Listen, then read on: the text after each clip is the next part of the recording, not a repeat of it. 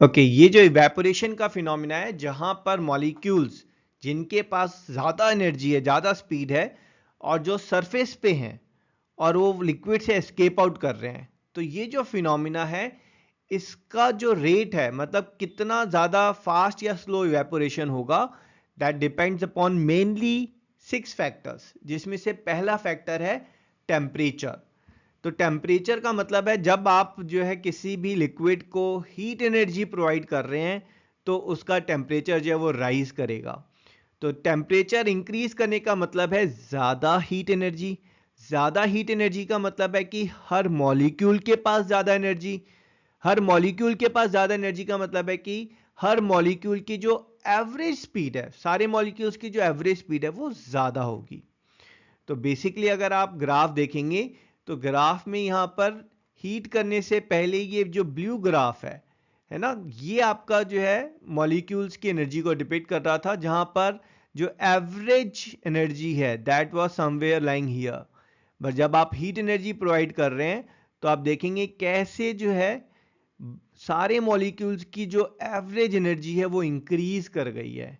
अब यहाँ पर ये जो लाइन है जिसके बाद जो मॉलिक्यूल्स एस्केप कर सकते हैं एटमॉस्फेयर में, तो वो मॉलिक्यूल्स जिनके पास इतनी एनर्जी है कि वो एस्केप कर सकते हैं एटमॉस्फेयर में, वो यहाँ पर अगर आप देखेंगे तो ऑलमोस्ट डबल हो गई है। ये ऊपर जो ये जो आपका ऑरेंज जोन है, यहाँ वाले जो मॉलिक्यूल्स हैं वो एक्स्ट्रा ऐड हो गए हैं। ठीक है, तो इनफैक्ट सरफेस पे जो मॉलिक्यूल्स होंगे जिनके पास इतनी एक्स्ट्रा एनर्जी है वो भी डबल हो गए हैं एक तरीके से। और अगर सरफेस पे molecules with extra energy double हो गए हैं तो रेट ऑफ इवेपोरेशन भी डबल हो जाएगा। ठीक है, ज़्यादा मॉलिक्यूल, ज़्यादा एनर्जी मीन्स ज़्यादा molecules with sufficient energy to escape will be more at the surface, and thus rate of evaporation will be more. So high temperature means faster rate of evaporation. Lower temperature is slower rate of evaporation. और इसका example क्या है हमारा, जब हम कपड़े सुखाते हैं तो अगर बाहर टेम्परेचर ज़्यादा होता है, सन होता है, तो उस केस में इवेपोरेशन फास्टर होता है। अगर आप कपड़े शेड में सुखाएंगे तो रात भर में वो सूख जाएंगे, बिल्कुल सूख जाएंगे, but they will take more time. Sun में सुखाएंगे तो it will take 3 to 4 hours, और रात को सुखाते हैं या शेड में सुखाते हैं it will take 7 or 8 hours to dry. Okay, हमारा सेकंड फैक्टर है सरफेस एरिया। हमें पता है इवेपोरेशन जो है वो एक सरफेस फिनोमिना है। ठीक है, तो वो मॉलिक्यूल्स जिनकी स्पीड जो है, जिनकी काइनेटिक एनर्जी सफिशिएंट है टू एस्केप, और अगर वो सरफेस पे हैं then they will escape and cause evaporation. तो ऐसे मॉलिक्यूल्स होते तो बहुत सारे हैं बट सरफेस पे नहीं होते, यूजुअली सरफेस के नीचे होते हैं, तो इसलिए सारे के सारे एक साथ एस्केप नहीं कर पा रहे हैं। तो रेट ऑफ इवेपोरेशन अगर हमें बढ़ाना है तो हमें सरफेस एरिया बढ़ाना पड़ेगा। सरफेस एरिया बढ़ेगा तो जो मॉलिक्यूल्स हैं वो ज़्यादा अवेलेबल रहेंगे सरफेस पे जो एस्केप कर सकते हैं, and thus rate of evaporation will increase. तो सरफेस एरिया से रिलेटेड जो है, अगर ज़्यादा सरफेस एरिया होगा then rate of evaporation will be more, because जो मॉलिक्यूल्स हैं जिनके पास सफिशिएंट काइनेटिक एनर्जी हैं they will be more available at the surface to escape. तो आप अगर बात करेंगे, एग्जांपल अगर हम लेंगे, लेट्स से टी की अगर हम बात करते हैं, टी कप एंड जो सॉसर है, ठीक है, तो ये जो है आपका जो टी कप है उसमें सरफेस एरिया जो है अगर आप देखेंगे बहुत कम है, और सॉसर पैन में सरफेस एरिया ज़्यादा है। तो चाय कहाँ पर ज़्यादा जल्दी ठंडी होगी? Of course in the saucer pan it will get cooled faster, क्योंकि वहाँ पे इवेपोरेशन फास्टर हो रहा है, एंड इट विल जो मॉलिक्यूल्स हैं विद हाई काइनेटिक एनर्जी वो ज़्यादा एस्केप आउट हो रहे हैं। अनदर एग्जांपल इज़ कि अगर आप कपड़े धोते हैं और उन कपड़ों को जो है क्रम्बल करके आप रख देते हैं, और दूसरा है उन कपड़ों को आप तार पे सुखाते हैं। जब आप तार पे सुखा रहे हैं तो देखो यहाँ पर भी जो है वाटर जो है वो ट्रैप्ड है कपड़ों के अंदर, और आप चाहते हैं वो इवेपोरेट हो जाए, बट यहाँ पर कपड़ों का टोटल सरफेस एरिया जो है वो कम है जहाँ से वो एस्केप आउट हो सकते हैं।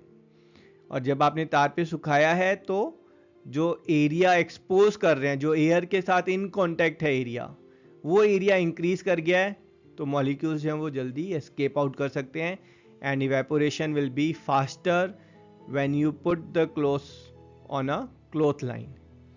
ठीक है, चलिए जी थर्ड फैक्टर चेक करते हैं। ओके, हमारा थर्ड फैक्टर है विंड स्पीड, जो काफ़ी इंपॉर्टेंट है। तो यहाँ पर हमें पता है कि जो आपका इवेपोरेशन है वो एक सरफेस फिनोमिना है और जो मॉलिक्यूल्स एस्केप कर रहे हैं उनकी डेंसिटी जो है वो सरफेस पे ज़्यादा रहेगी, है ना। ये जो मॉलिक्यूल्स यहाँ एस्केप कर रहे हैं तो यू विल एग्री कि जो सरफेस पे वाटर मॉलिक्यूल्स की डेंसिटी है वो ज़्यादा होगी और वहाँ पर ह्यूमिडिटी ज़्यादा होगी बेसिकली, और बाकी जो मॉलिक्यूल्स हैं उनको यहाँ पर एस्केप करने में जो है वो प्रॉब्लम आएगी और उनका जो एस्केपिंग का प्रोसेस है वो थोड़ा सा स्लो डाउन हो जाएगा। और जब विंड होगी यहाँ पर, है ना, हवा चल रही होगी, तो हवा जो है इन मॉलिक्यूल्स को कैरी कर जाएगी और ये जो मॉलिक्यूल जब कैरी अवे हो जाएंगे तो ऊपर में जो एयर है वो रिलेटिवली थोड़ा सा ड्राई होगी एंड इवेपोरेशन जो है वो नॉर्मल प्रोसेस में प्रोसीड करेगा। तो विंड जो है it helps to carry away the humidity from the top of the surface और उस वजह से जो इवेपोरेशन है वो नॉर्मल पेस पे जो है इट कीप्स ऑन प्रोसीडिंग। तो हम बोल सकते हैं यहाँ पर कि अगर हमारी विंड स्पीड ज़्यादा होगी तो रेट ऑफ इवेपोरेशन उतना ही ज़्यादा होगा। और यहाँ पर अगर हम एग्जांपल लेंगे तो जो आपका क्लोथ्स जो है, अगर विंडी डे होता है, ठीक है ना, ड्राई लेकिन विंडी डे है, तो उस दिन जो है क्लोथ्स जो है वो ज़्यादा जल्दी सूखते हैं रेदर देन जब हवा नहीं चल रही होती। तो कहने का मतलब ये है कि इट्स सनी और आपने कपड़े सुखा रखे हैं, और दूसरा it's sunny and slight windy and breeze is blowing, तो सेकंड केस में जो है आपके जो क्लोथ्स हैं वो जल्दी सूखेंगे क्योंकि रेट ऑफ इवेपोरेशन ज़्यादा होगा। चलें जी फोर्थ फैक्टर डिस्कस करते हैं। ओके, फोर्थ फैक्टर भी बहुत इंपॉर्टेंट है, दैट्स ह्यूमिडिटी, कि पानी जो है वाटर वेपर कितना अवेलेबल है एयर में, है ना, हवा में नमी कितनी है। और ये जो ह्यूमिडिटी है यूजुअली हम रिलेटिव ह्यूमिडिटी के फॉर्म में इसको मेजर करते हैं। रिलेटिव ह्यूमिडिटी का मतलब होता है आपका कि हवा जो है वो कितना पानी होल्ड कर सकता था और उसके कंपेरेटिवली अभी जो है उसमें कितना पानी है। तो कहने का मतलब यह है कि अगर जो है लेट्स से हवा जो है वो 100 ग्राम वाटर वेपर होल्ड कर सकता है और अभी जो है उसके अंदर 95 ग्राम वाटर वेपर ऑलरेडी है, तो रिलेटिव ह्यूमिडिटी को हम बोलेंगे 95%, जो बहुत हाई है। क्योंकि अगर रिलेटिव ह्यूमिडिटी 100% हो गई तो हवा जो है वाटर वेपर और होल्ड ही नहीं कर सकती है, तो आपके जो मॉलिक्यूल्स हैं वो वाटर सरफेस से जो है वो एस्केप आउट नहीं करेंगे, मतलब एस्केप करेंगे बट साथ में जो है ऊपर हवा में जो दूसरे मॉलिक्यूल्स हैं उनसे वो टकराएंगे, तो वहाँ पर कंडेंसेशन भी साथ में होता रहेगा। तो इवेपोरेशन जो है वो रिलेटिवली ज़ीरो हो जाएगा अगर ह्यूमिडिटी जो है वो सुपर हाई है।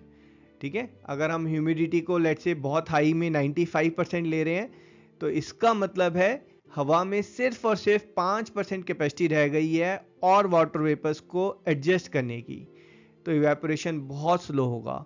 और अगर रिलेटिव ह्यूमिडिटी जो है लेट्स से 30% है तो उस केस में जो है अभी हवा में जो है 70% एम्प्टीनेस है for water vapours to adjust.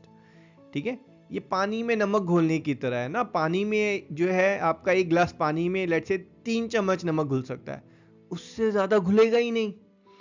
और अगर पानी में ऑलरेडी जो है आपका 2.5 स्पून सॉल्ट है तो फिर और सॉल्ट उसके अंदर डिसॉल्व करने में बहुत मेहनत लगेगी, है ना, वो इजीली डिसॉल्व नहीं होगा। Same goes with relative humidity, अगर रिलेटिव ह्यूमिडिटी बहुत हाई होती है then your rate of evaporation is slow. ज़्यादा ह्यूमिडिटी का मतलब है स्लो रेट ऑफ इवेपोरेशन। और एग्जाम्पल अगर हम यहाँ पर लेंगे तो जो आपका लेट्स से अगर हम मुंबई की गर्मी की बात करें, है ना, मुंबई में जो है अगर इट्स रेनिंग, तो रेनिंग में जो हम बोलते हैं ना चिपचिपाहट वाली गर्मी है। चिपचिपाहट वाली गर्मी का क्या मतलब है कि भाई आप गर्मी की वजह से स्वेट कर रहे हैं लेकिन वो स्वेट जो है वो इवेपोरेट नहीं हो पा रहा है क्योंकि हवा में ह्यूमिडिटी बहुत ज़्यादा है, और वो स्वेट जो है वो इवेपोरेट नहीं हो पा रहा है तो उसका कूलिंग इफेक्ट भी नहीं आ रहा है आपकी बॉडी में, एंड देन इट बिकम्स चिपचिपाहट वाली गर्मी। ठीक है ना, तो अगर वेट क्लोथ की अगर हम बात करें तो अगर ड्राई वेदर होता है तो उसमें जो है वो जल्दी सूखते हैं। अगर बारिश हुई है और उसके बाद धूप निकली है तो उसमें जो है कपड़े सूखने में टाइम लगेगा, क्योंकि बारिश की वजह से ह्यूमिडिटी हाई हो गई है और हाई ह्यूमिडिटी में रेट ऑफ इवेपोरेशन स्लो होता है। चलें जी, फिफ्थ फैक्टर देखते हैं। Okay, fifth factor is nature of liquid, that is physical and chemical properties of liquid. और यहां पर मेनली हम तीन प्रॉपर्टीज की बात करते हैं। पहली प्रॉपर्टी है कि लिक्विड जो है वो कितना वोलेटाइल है। वोलेटाइल का मतलब है वो कितनी इजीली जो है वो इवेपोरेट हो जाता है। अगर हम बात करेंगे कुछ पर्टिकुलर लिक्विड जैसे पेट्रोल, एसीटोन, इन सब में इंटरमॉलिक्यूलर फोर्स जो है बहुत वीक होता है और इनके जो मॉलिक्यूल्स हैं वो हवा में फटाफट इवेपोरेट हो जाते हैं, इंक्लूडिंग परफ्यूम, है ना।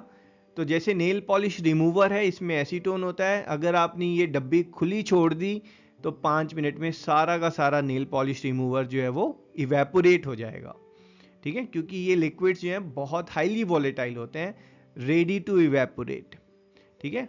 और इनका हाई वॉलेटाइल होने का एक जो प्राइम रीजन होता है, इंटरमॉलिक्यूलर फोर्स वीक है और उस वजह से इनका बॉइलिंग पॉइंट जो है वो लो होता है। तो किसी भी लिक्विड का अगर बॉइलिंग पॉइंट जो है वो लो होगा then it will readily evaporate, है ना। फॉर एग्जांपल ईथर जिसका बॉइलिंग पॉइंट 34 डिग्री सेल्सियस है, भाई 34 डिग्री पे तो ये बॉइल्ड ही करना शुरू कर देगा, which is very fast phenomena comparative to evaporation. तो उससे कम में जो है evaporate, let's say if it's 30 degree Celsius, it will evaporate and relatively faster than water. And third is intermolecular force. हाँ जी, आई एग्री, ये तीनों पॉइंट आपस में लिंक्ड हैं बट ये सेपरेट फिजिकल प्रॉपर्टी में काउंट होते हैं, इसलिए हम इनको अलग अलग ले रहे हैं, है ना। अगर इंटरमॉलिक्यूलर फोर्स वीक होगा तो लिक्विड वॉलेटाइल भी होंगे और उनका बॉइलिंग पॉइंट कम भी होगा, ठीक है। बट ये मेनली जो है, अगर हम वाटर की बात करें, वाटर मॉलिक्यूल्स के बीच में हाइड्रोजन बॉन्ड होता है जिस वजह से उनका इवेपोरेशन रेट जो है वो रिलेटिवली मॉडरेट होता है, it's not low, it's not high. तो नेचर ऑफ लिक्विड में अगर हम बात करेंगे तो लिक्विड अगर ज़्यादा वॉलेटाइल है, उसका बॉइलिंग पॉइंट कम है, तो इवेपोरेशन जो है वो फास्ट होगा। And last six factor is pressure. Okay, last one is atmospheric pressure. हमें पता है atmospheric pressure is the pressure exerted by air molecules in the atmosphere on the liquid surface. भाई अगर प्रेशर ज़्यादा होगा तो लिक्विड सरफेस से जो मॉलिक्यूल्स हैं उनको एस्केप करने में उतनी ही ज़्यादा परेशानी आएगी, तो आपका इवेपोरेशन का जो रेट है वो उतना ही स्लो डाउन हो जाएगा, ठीक है। इन इवेपोरेशन के साथ साथ जो बॉइलिंग है वो भी स्लो डाउन हो जाएगी, ठीक है। जो आपका अगर दिल्ली में जो है ना पानी जो है अगर वो 100 डिग्री सेल्सियस पे बॉइल्ड करता है, तो जैसे जैसे अगर आप हिली एरियाज में जाएंगे वहाँ पर एटमॉस्फेरिक प्रेशर कम होता जाएगा। प्रेशर कम हो रहा है तो रेट ऑफ इवेपोरेशन जो है वो फास्टर होगा और बॉइलिंग भी जल्दी होगी। अब बॉइलिंग जल्दी का क्या मतलब है कि बॉइलिंग 100 डिग्री सेल्सियस पे ना होकर it will start boiling at 90 degree Celsius only. मतलब आपने गैस पे पानी रखा, दोनों दिल्ली और शिमला में साथ साथ में, और पानी जो है वो शिमला में जो है वो जल्दी बॉइल्ड होने लगा और दिल्ली में लेट हो रहा है। क्यों? क्योंकि शिमला में 90 डिग्री पहुंचते ही वो पानी जो है बॉइल्ड हो रहा है। तो इनफैक्ट ये एक नेगेटिव बात हो गई। क्यों? क्योंकि पानी का टेम्परेचर 90 से ज़्यादा ही नहीं जा पा रहा है। तो शिमला में अगर आप कुकिंग करते हैं तो सब्जी वब्जी जो गलने में जो टाइम लगेगा, 90 डिग्री सेल्सियस पानी में गलने में ज़्यादा टाइम लगेगा।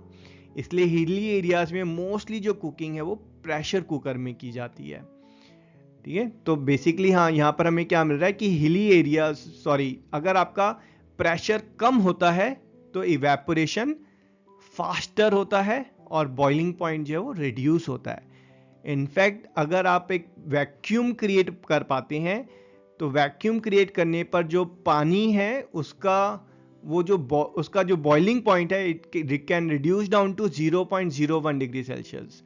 मतलब अगर आपने वैक्यूम क्रिएट किया है तो पानी जो है वो ऑलमोस्ट 0 डिग्री पर, जहां पर उसको आइस बनना चाहिए, वहां पर वो बॉइल्ड करने लगेगा, ठीक है। ये एक छोटा सा एक्सपेरिमेंट आप घर पे भी परफॉर्म कर सकते हैं, जहां पर आपको जो है एक सिरिंज लेनी है और उस सिरिंज में आप गर्म पानी लें, है ना। ये पानी जो है यहाँ पर 90 डिग्री सेल्सियस पे है और इस पानी को, थोड़ा सा पानी हमने सिरिंज में लिया है, इसके टिप पर हमने टेप लगाकर इसको सील कर दिया है। अब सिरिंज का लीवर जब हम नीचे पुल करेंगे तो ऊपर से हवा आने का तो कोई सोर्स नहीं है, तो सिरिंज के अंदर पार्शियल वैक्यूम क्रिएट होगा, जिसकी वजह से प्रेशर कम हो गया है। प्रेशर कम होने की वजह से वाटर जो है वो बॉइल्ड करना शुरू कर गया है ना। 90 डिग्री सेल्सियस पे पानी था, प्रेशर कम होने की वजह से वो पानी जो है वो 90 डिग्री सेल्सियस पे ही बॉइल्ड करने लगा है।